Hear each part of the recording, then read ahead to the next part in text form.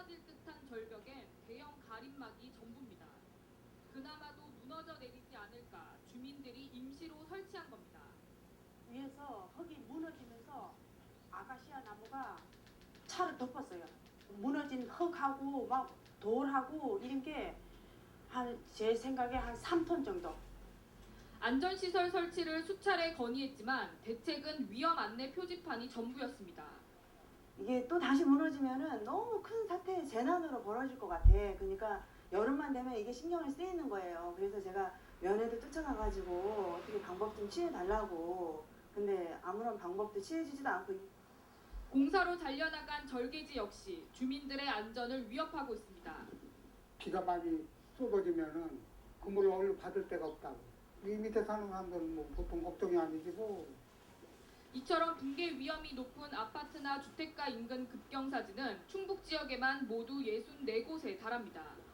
자치단체들은 해마다 위험도에 따라 붕괴 위험 지구 등 현황 파악을 하고 있지만 정작 예산 문제로 안전시설 설치 등은 미루고 있습니다. 발생한 곳 위주로 쫓아가기 바쁜 거죠. 그래서 이제 사실은 이런 방제 쪽에 굉장히 그 시민들이 안전하고 직결이 되어 있기 때문에 예산을 투자하는 것이 굉장히 중요한 문제입니다. 급경사지 안전대책은 제자리 걸음인 가운데 전국에서 매년 각종 붕괴 사고로 20여 명이 목숨을 잃고 있습니다. KBS 뉴스 진희정입니다. 청주공항 이용객이 100만 명을 돌파했습니다. 한국공항공사 청주지사는 지난 13일을 기준으로 국내선 여객은 72만 7천여 명, 국제선 여객은 27만 5천여 명으로 전체 공항 이용객이 100만 2천 명을 넘어섰다고 밝혔습니다.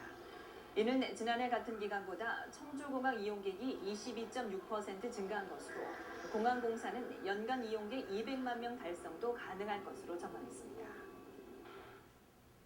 충청북도가 정부에 제안한 세계 문자 박물관이 결국 인천에 건립되는 것으로 최종 결정됐습니다.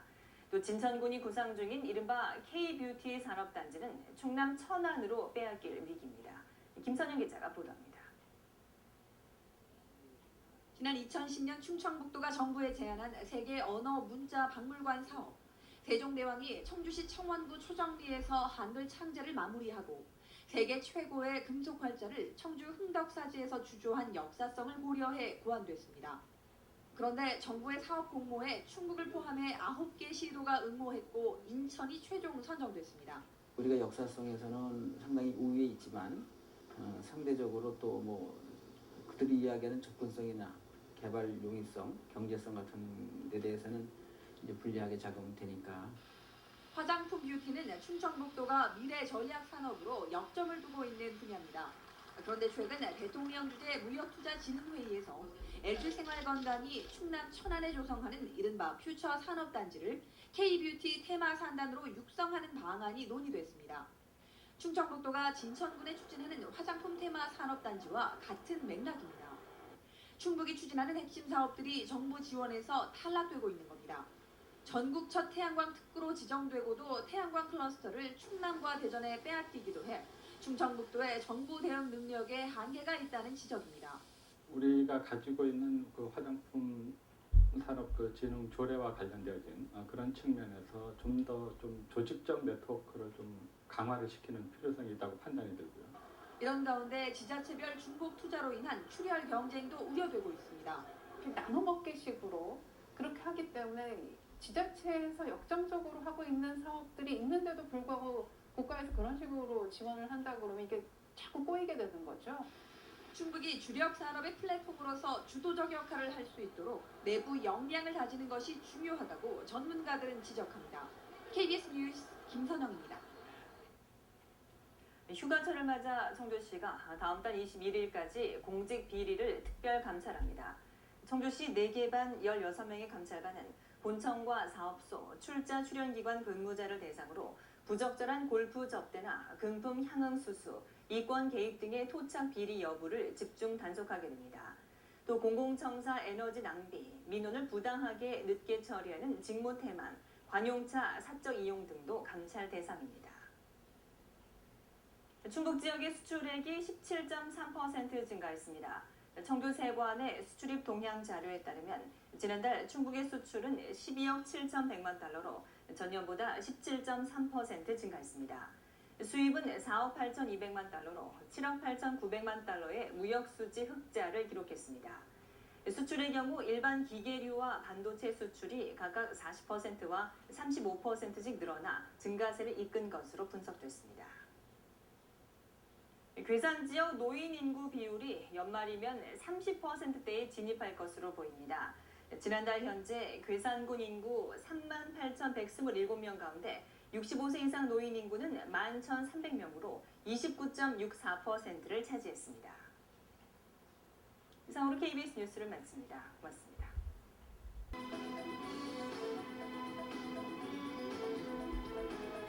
평상간의 평소에 따라 가절까지 부르시겠습니다.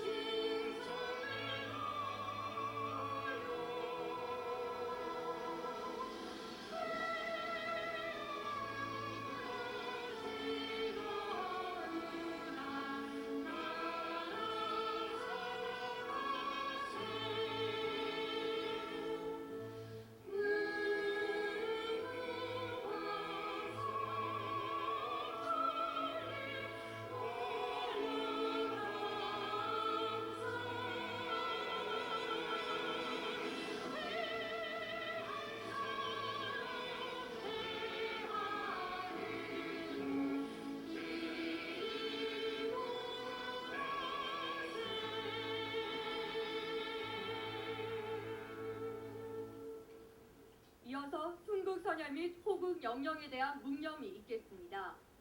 일동 묵념.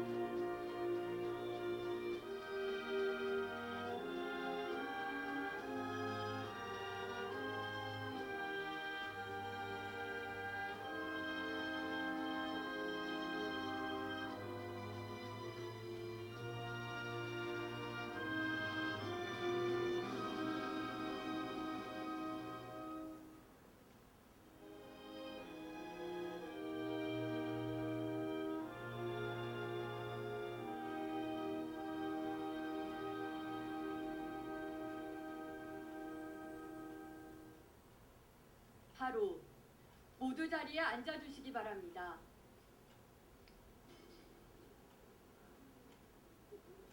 다음은 재헌절 기념사 순서입니다. 기념사는 신경식 헌정회 회장께서 하시겠습니다.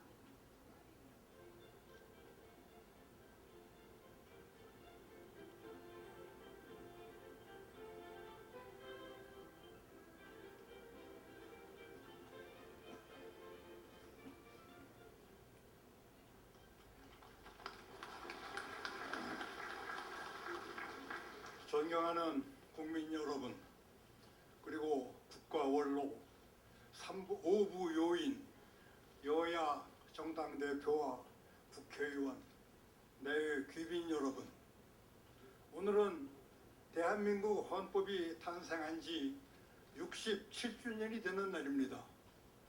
1787년 미국은 인류 역사상 처음으로 나라의 주권은 국민에게 있고 국가는 상권 분립으로 운영된다는 자유민주주의 헌법을 만들었습니다. 한국은 미국 헌법이 만들어진 지 161년 후에야 근대 공화정 헌법을 가질 수 있었습니다. 그러나 우리 헌법은 더 빠른 속도로 많은 일을 하였습니다. 이 나라가 위대한 역사를 만드는데 튼튼한 정신적, 제도적 토대가 되었습니다. 여러 정권을 거치면서 헌법은 곡절을 겪기도 하였습니다마는 우리 사회는 국민이 나라의 주인이고 삼권 분립으로 나라가 운영된다는 헌법 정신을 한 번도 잊은 적이 없습니다. 바로 그 헌법의 힘으로 한국인은 세계에 유례가 없는 압축 성장을 이룩하였습니다. 30여 년이 넘지 않는 세월에 한국은 근대화와 경제 성장 그리고 민주화를 모두 달성하였습니다. 대한민국의 성취에는 그 바탕에 헌법이 있습니다. 우리 헌법은 특히 두 가지를 강조하고 있습니다. 국가와 국민은 자유민주적 기본 질서를 사수해야 하고 자유와 권리에 따르는 책임과 의무를 지켜야 한다는 것입니다. 그런데 유감스럽게도 지금 이런 헌법의 가치가 도전받고 있습니다. 헌법의 가치를 부정하고 정치적인 목적에 따라 헌법을 유린하려는 움직임이 있습니다. 자유민주 대한민국을 전복하려고 내란을 선동하거나 북한의 공포스러운 인권 탄압에 눈을 감는 것도 헌법 정신을 훼손하는 것입니다. 폭력과 불의에 대한 방관은 반헌법적 행동입니다.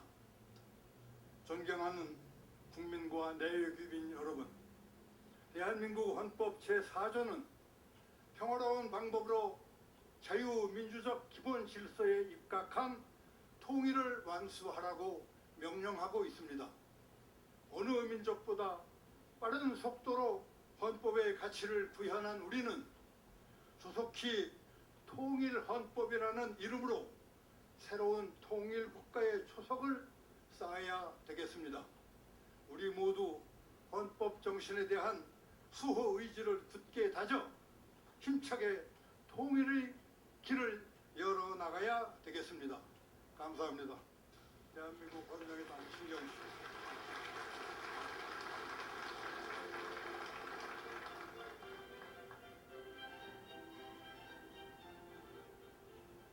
다음은 정의혁 국회의장님께서 제67주년 재헌절을 맞아 경축사를 하시겠습니다.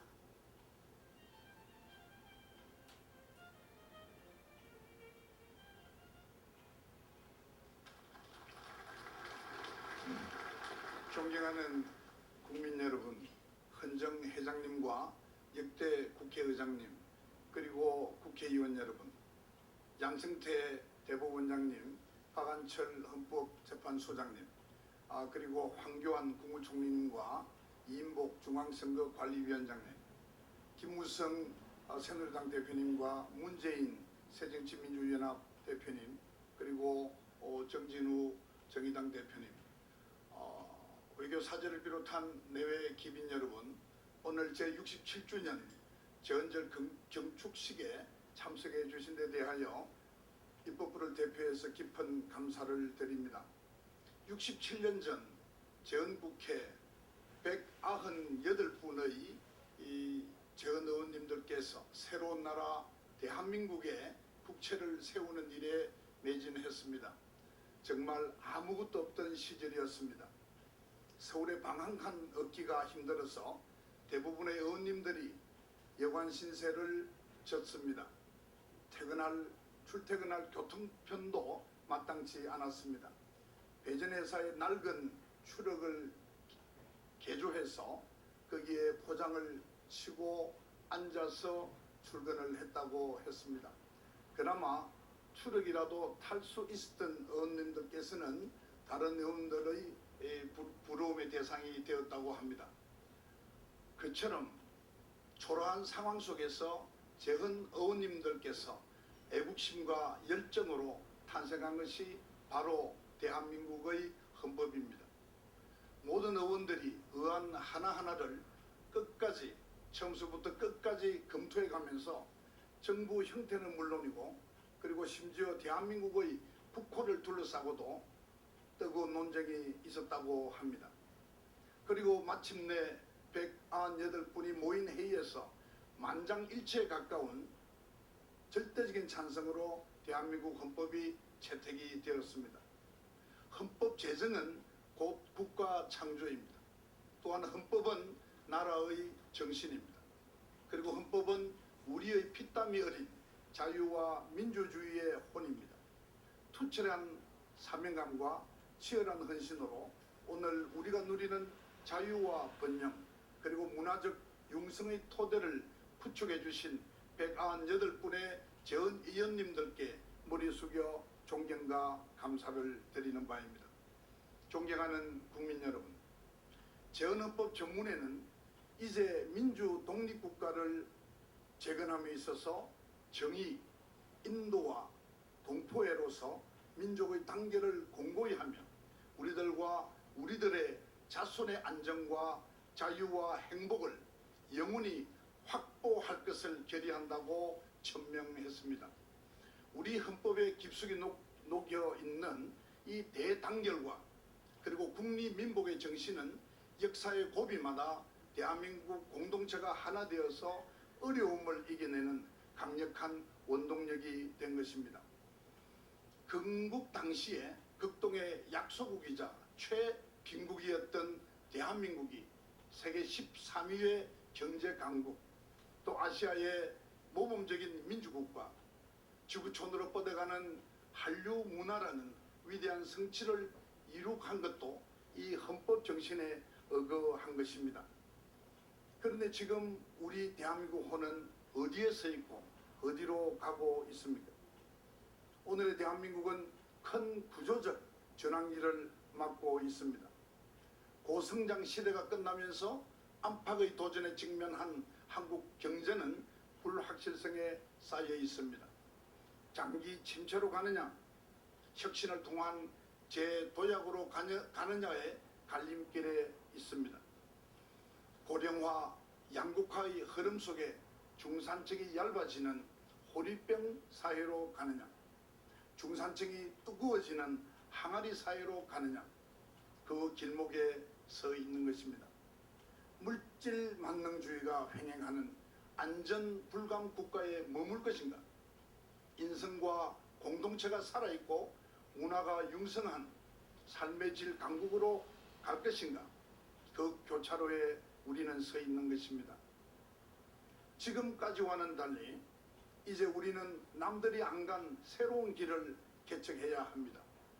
하지만 서로가 서로를 믿지 못하고 분열과 적대감이 팽배하며 정치에 대한 신뢰도가 최악인 이러한 상황에서 새로운 길을 개척할 수는 없을 것입니다.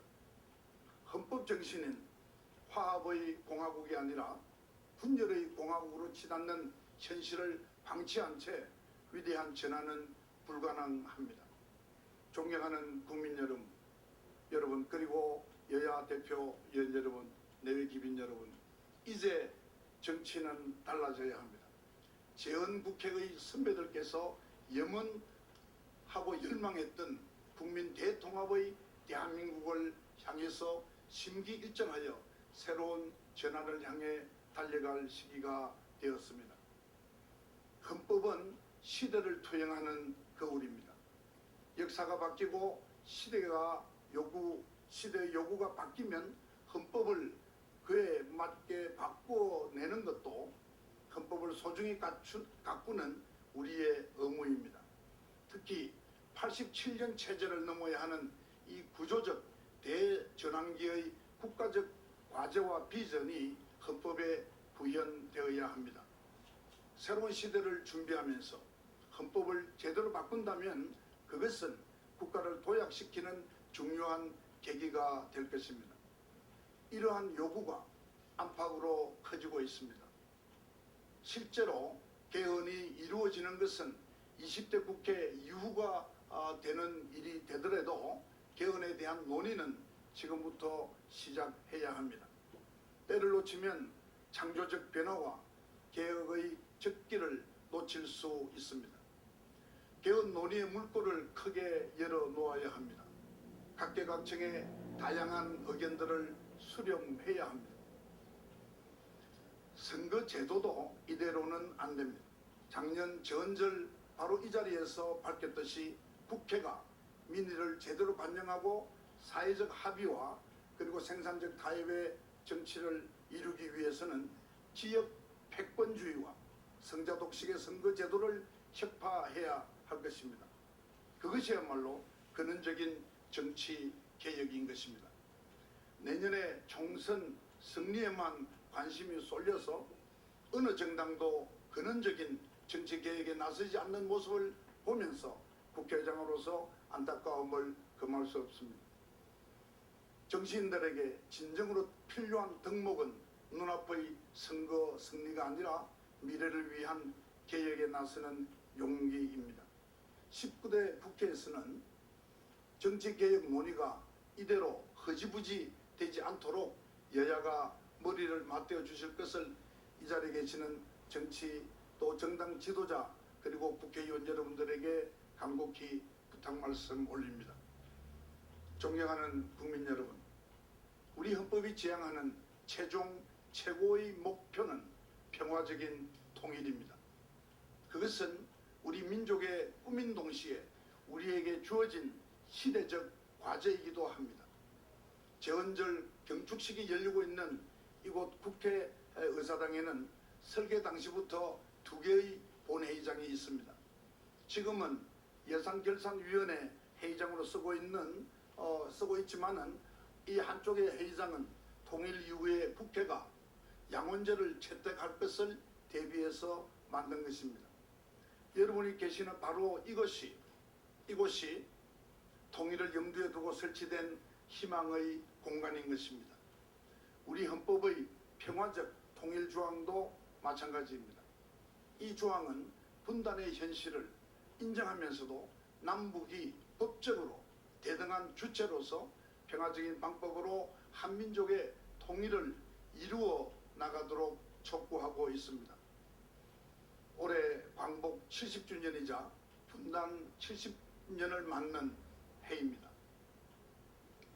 이제 우리는 재헌 의원님들께서 그토록 애타게 이루고자 하셨던 수건이자 미완의 과제인 남북 통일을 완성하기 위해 다시 장도에 나서야 합니다. 광복 70주년에 참다운 뜻을 살릴 수 있는 골든타임이 얼마 남지 않았습니다. 대화만이 유일한 해법입니다. 남북이 서로를 인정하는 가운데 끊임없이 소통하고 교류함으로써 신뢰를 쌓고 그 신뢰의 토대 위에 남과 북의 주민들이 함께 통일의 길로 나아가야 합니다. 이것이 바로 합의 통일인 것입니다. 인도적이고 비정치적인 분야부터 대화와 교류를 재개해야 합니다. 그래야 남북관계가 트이고 정부 간 접촉의 문도 열릴 수 있을 것입니다. 오늘 저는 북한 최고인민회의 측에 남북 국회의장회담 개최를 공식적으로 제의합니다. 다가오는 광복절 즈음이 가장 좋은 때라고 생각을 합니다만은 구체적인 일정과 장소는 북측의 의사를 전폭적으로 수용하겠습니다. 언제 어디서든 만나겠습니다. 남북 국회의장회담이 성사된다면 남북 국회의 대표자들이 한자리에서 대화를 하는 것만으로도 한반도의 긴장을 완화시킬 수 있을 것입니다. 남북 국회의장회담이 마중물이 되어서 남북 국회 본회담과 그리고 당국 간 회담까지 추동할 수 있을 것으로 생각을 합니다.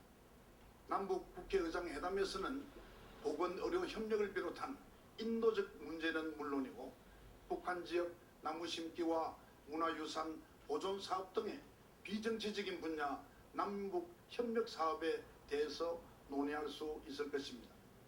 우리 민족이 역사적인 광복 70주년을 이대로 보내서는 안 됩니다.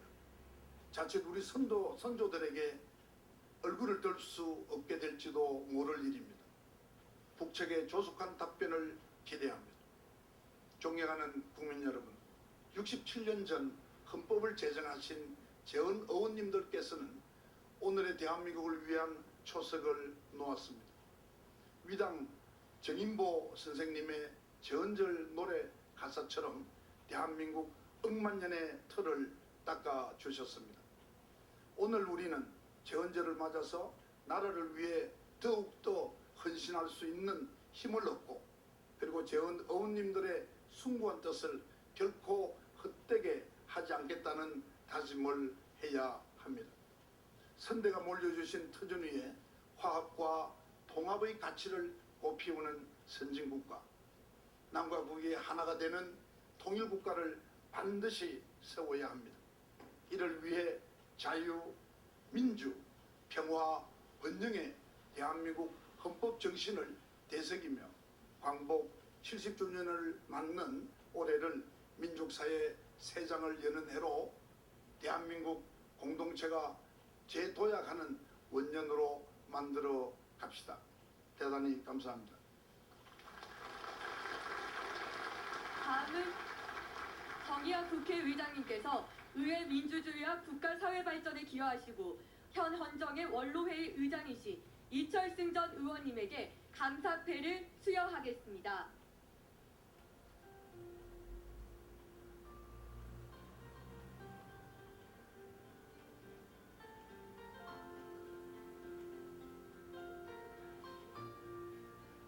감사패 이철승 전 국회의원님께서는 초기 대한민국 국회의 기반을 공고히 하여 국회 및 국가 발전에 크게 기여하셨습니다. 헌법을 통하여 국가 기틀을 세우시고 의회 민주주의 발전을 위하여 노력하신 열정과 헌신은 대한민국 헌정사에 길이 남을 것입니다. 제67주년 재헌절을 맞이하여 이철승 전 국회의원님의 경륜을 그리고 숭고한 뜻을 본받고자 후배 국회의원들의 감사와 존경을 담아 이 패를 드립니다. 2015년 7월 17일 국회의장 정의화.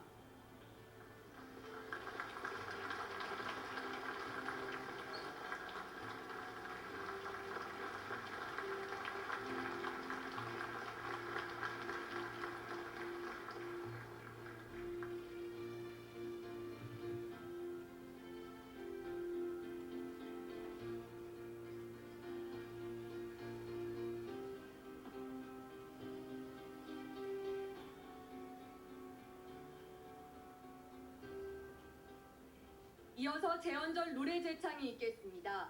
재헌절 노래 제창은 베이스 서경민, 소프라노 권수의, 테너 문성영과 내인보호 어린이 합창단의 대합창으로 진행되겠습니다. 내외 귀빈께서는 모두 자리에서 일어나 재헌절 노래를 제창해 주시기 바랍니다.